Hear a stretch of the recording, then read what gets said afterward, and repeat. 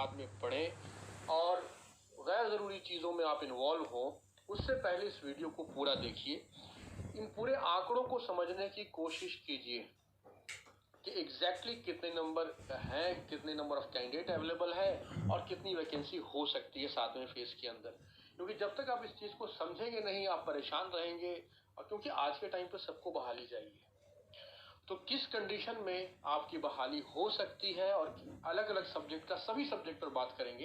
क्योंकि मैंने ऑलमोस्ट सारा चीज़ देख रखा है, जो बैकलॉग वैकेंसी जितना भी है हर एक सब्जेक्ट का, मैंने सैकड़ों फाइलें देख रखी है। मैंने इसको लेकर के पहले भी बैकलॉग वैकेंसी का सब्जेक्ट वाइज वीडियो बनाया था। तो आज के टाइम पे विवाद चाहे कुछ भी हो, लेकिन ये बात तो पक्का है कि सभी मुझे ऐसा लग रहा है कि 7वां फेज पहला ऐसा फेज बनेगा जहां पर सेकेंडरी में ज्यादा सीटें आएंगी प्राइमरी के कंपेयर में। मैं फिर से इस बात को रिपीट करता हूं, 7वां फेज ऐसा पहला फेज बनने जा रहा है जहां पर सेकेंडरी वाले सेक्शन में ज्यादा वैकेंसी आएगी प्राइमरी के कंपेयर में। अब वैकेंसी आएगी कहां से? एक तो नोटिफाइड वैकेंसी थी, उसको तो जो है वो तो आपको लोगों को पता है, नोटिफिकेशन के अंदर था। उसके बाद दो चीजें हुई हैं, एक तो 33,916 वैकेंसी क्रिएट होना और दूसरा बैकलॉग सीट का। अब इन दोनों को समझिए, जब 33,916 वैकेंसी क्रिएट हुई थी तो उसमें +2 का सिर्फ कंप्यूटर साइंस का ही था, बाकी जितनी भी और सीटें क्रिएट हुई थी वो सिर्फ 9-10 का ही था।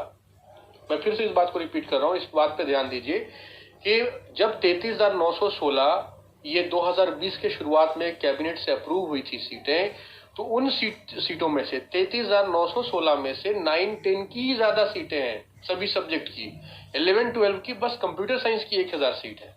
दूसरी तरफ अगर बैकलॉग का हाल देखें तो बैकलॉग में उल्टा है, बैकलॉग के अंदर ज्यादा वैकेंसी 11-12 में है और 9-10 में कम है। तो इस फैक्टर को समझना पड़ेगा आपको। अब कितनी वैकेंसी, ये दो सोर्स हो गया, अब इन दो सोर्सेस से कितनी वैकेंसी आ सकती है आपके सामने 7वें फेज के अंदर। सब्जेक्ट वाइज सब्जेक्ट बात करते हैं। इस वीडियो को शेयर जरूर कीजिए, कंटेंट बहुत ही इंपॉर्टेंट है, चीजों को समझना बहुत ही इंपॉर्टेंट है। तो जो चीजें मैं अभी आपको सब्जेक्ट वाइज बताने जा रहा हूं, उम्मीद है अगर सरकार ईमानदारी से बैकलॉग को भी ऐड करेगी और मार्च 2022 तक की सभी वैकेंसी को ऐड करेगी तो इतनी वैकेंसी आ जाएगी। लेकिन अगर सरकार ने तो कुछ धोखा कर दिया तो फिर मैं कुछ नहीं कह सकता वैकेंसी निकालने में। लेकिन अगर कोई गड़बड़ी ना हो तो फिर जितना मैं कह रहा हूं उतना सब्जेक्ट वाइज वैकेंसी आएगी ही आएगी। और बाकी देख लीजिए कि आपके सब्जेक्ट का क्या है हाल।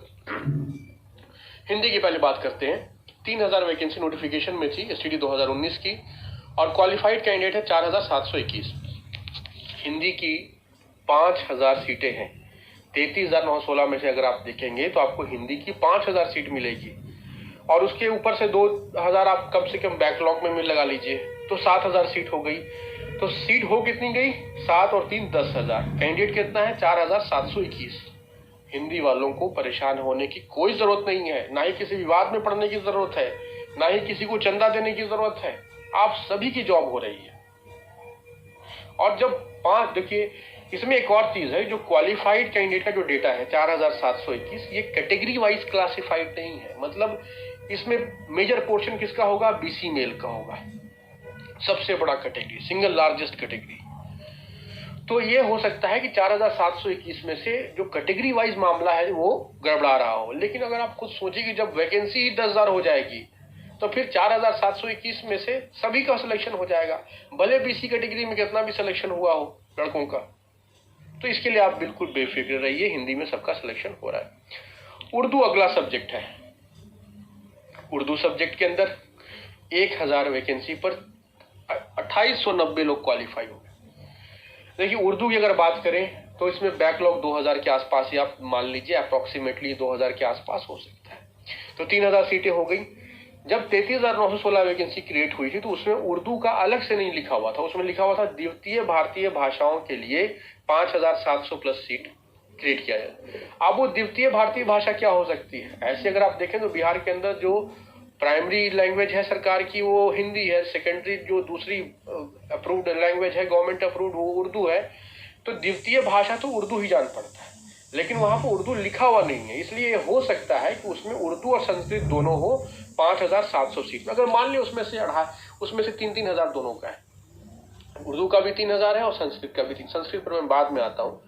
अगर वर्स्ट केस में भी आप मान लें कि 2000 सीट वहां से आ जाती है, 2000 आपका बैकलॉग बन जाता है, 5000 सीट कम से कम उर्दू में हो जाएगी, 2890 कैंडिडेट है, तकरीबन सभी की जॉब हो जाएगी।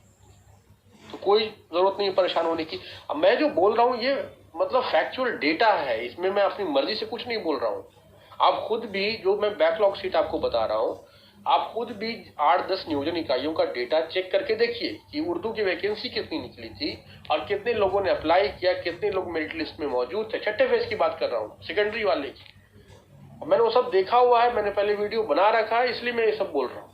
और जहां तक 33,916 उसका भी डॉक्यूमेंट आपको मिल जाएगा, उसका इसी चैनल पर 2 साल पहले का वीडियो आप देखिए, 2020 के मार्च के आसपास की बात है, जहां तक मुझे याद आता है कि जब गवर्नमेंट ने कैबिनेट से वो सीटें अप्रूव करी थी, तो उसको भी आप चेक कर सकते हैं।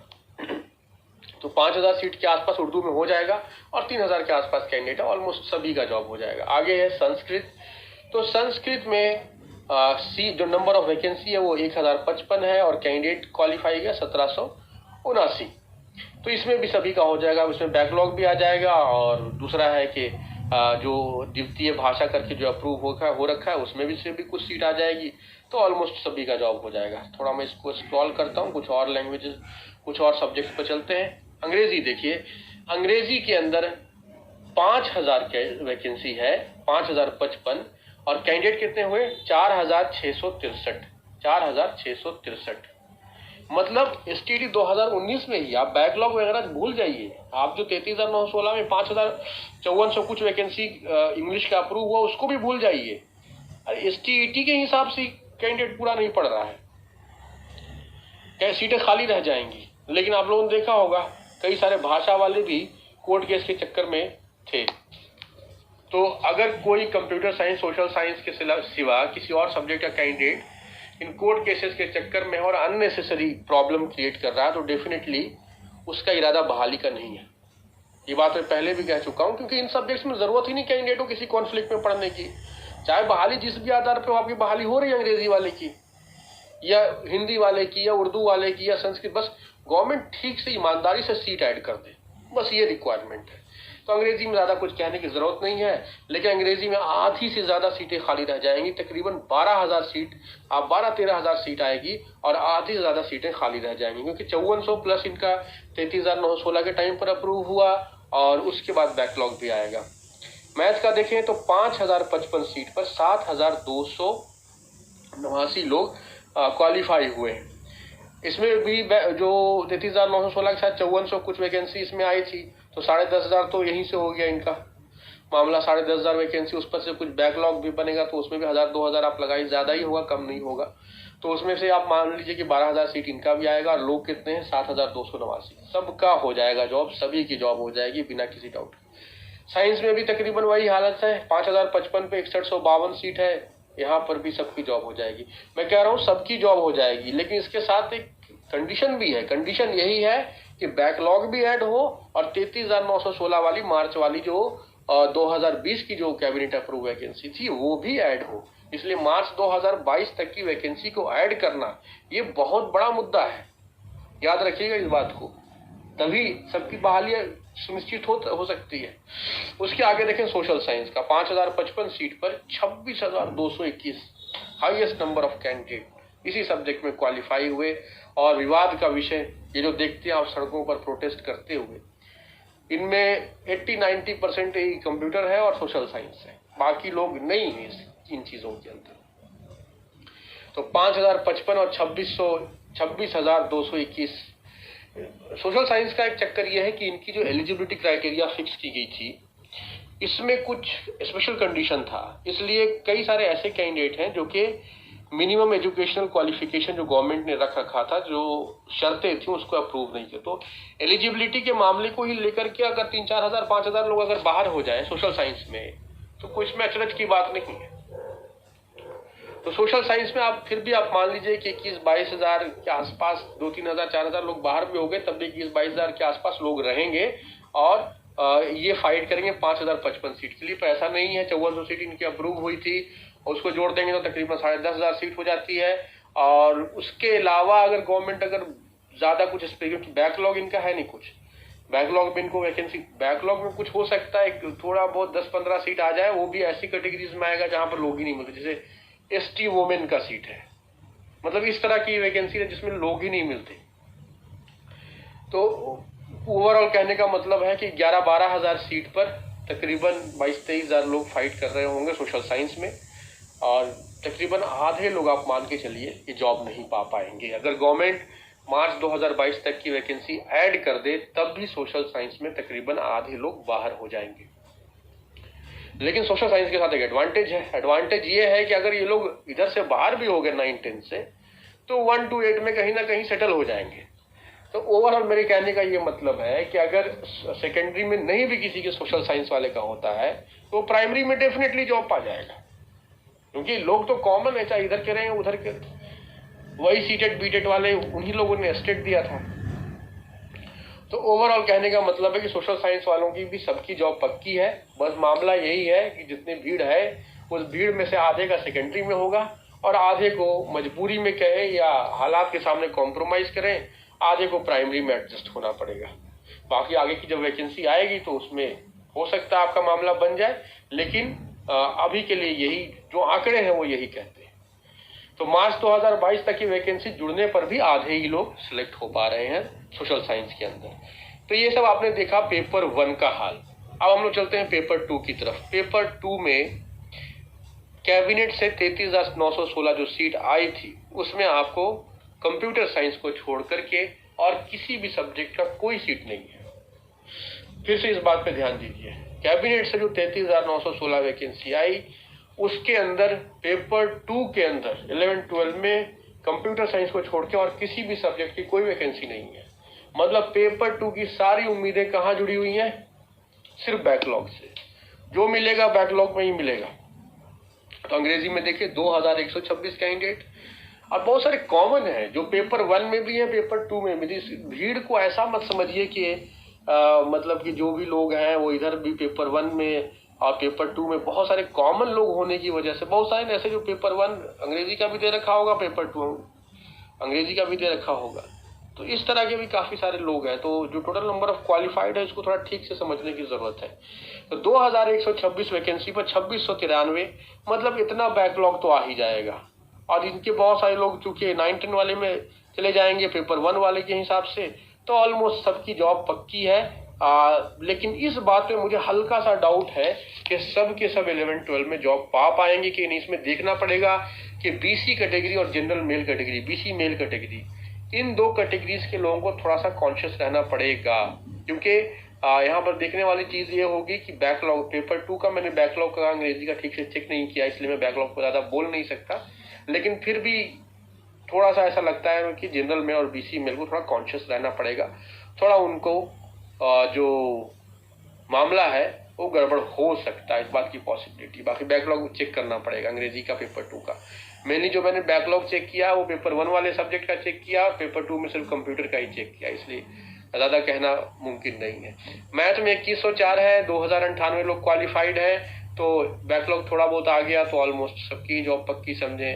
2384 फिजिक्स के अंदर वैकेंसी पर 814 लोग आए हैं, तो कुछ कहने की जरूरत ही नहीं, सबकी जॉब हो रही है। केमिस्ट्री में 2221 वैकेंसी पर 1104 लोग ही हैं, तो सबकी जॉब पक्की है। थोड़ी बहुत तो बैकलॉग आएगी, या चाहे मामला कितना भी गड़बड़ हो, थोड़ा बहुत बैकलॉग तो आएगा ही आएगा। जूलॉजी के अंदर 723 के अंदर 2074, 723 सीट पर 2074 लोग हैं और इनकी उम्मीदें सिर्फ बैकलॉग वैकेंसी से हैं। जूलॉजी का मैं ठीक से कैलकुलेट करके मैं किसी दिन इसका एक सेपरेट वीडियो बनाने की कोशिश करूंगा।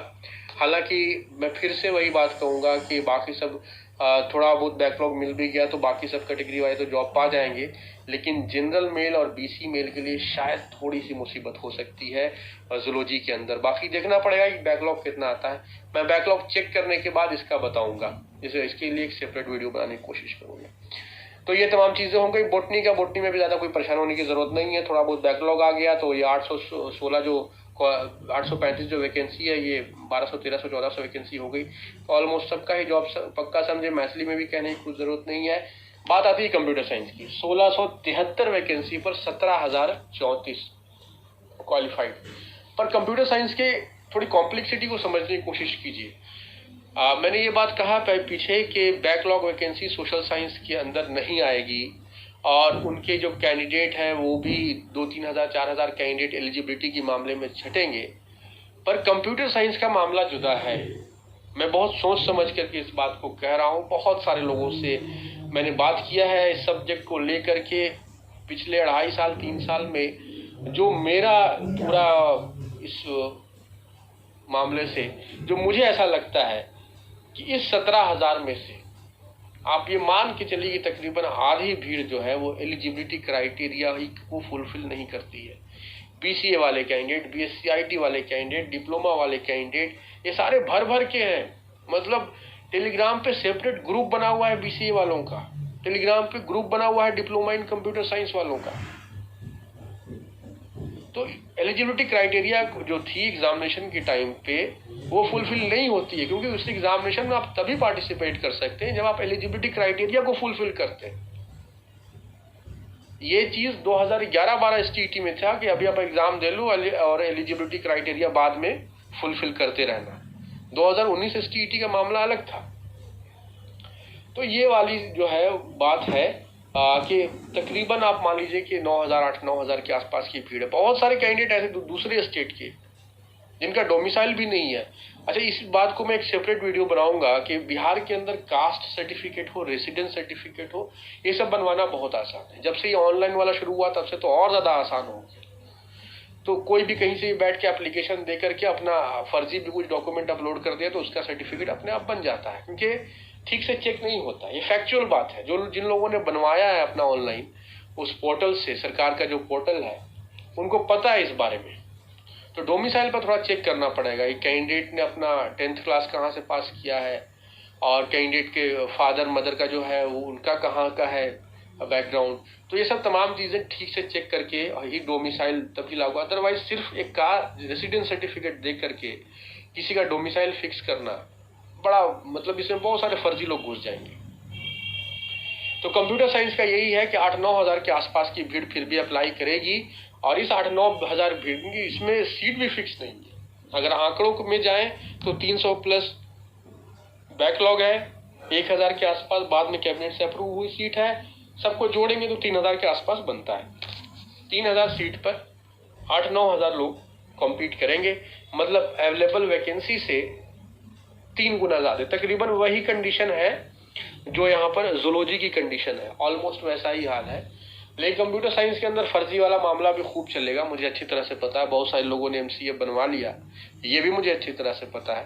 और बहुत सारे लोग जो एलिजिबिलिटी क्राइटेरिया को फुलफिल नहीं करते थे वो लोग भी ज़बरदस्ती अप्लाई करेंगे, ये भी बात है।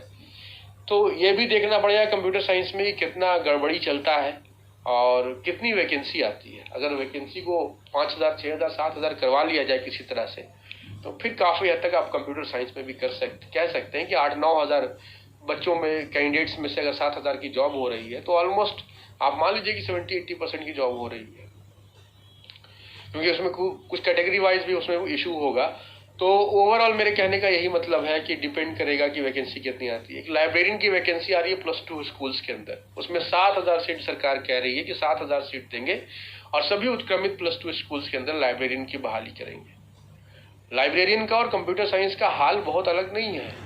दोनों में तकरीबन उतने ही लोग काम कर रहे हैं जितने लाइब्रेरियन काम कर रहे हैं, तकरीबन उतने ही लोग बतौर कंप्यूटर टीचर काम कर रहे हैं। तो अगर गवर्नमेंट इधर भी 7,000 कर दे तो बहुत अच्छा हो जाएगा। लेकिन अभी की जो अप्रूव सीटें हैं, 3,000 सीटें जो हैं, उसके हिसाब से अगर आप देखें तो फिर भारी इसमें कंपटीशन होने वाला है। अब बहाली का आधार क्या होगा वो मुझे नहीं पता, लेकिन इसमें क्योंकि कंप्यूटर साइंस के कैंडिडेट्स का जो एवरेज एकेडमिक स्कोर है वो किसी भी और सब्जेक्ट से ज़्यादा है।